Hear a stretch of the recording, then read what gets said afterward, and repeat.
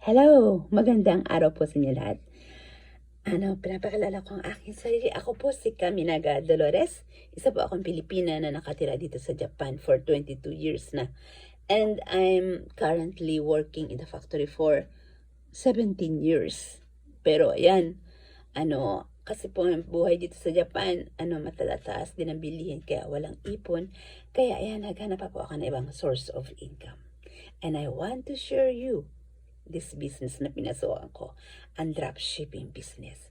Maganda po ito. It is online. Kasi ngayon po, nowadays, ang magandang business na is online.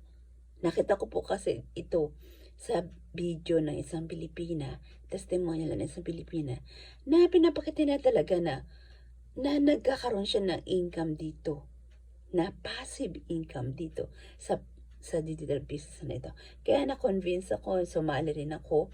Kaya ayan, nakita ko na talagang may possible. Mayroon pong training site every day. Meron pong marami na po sila. Marami na po kami dito sa business na ito na talagang nakikita ko na nag-progress sila.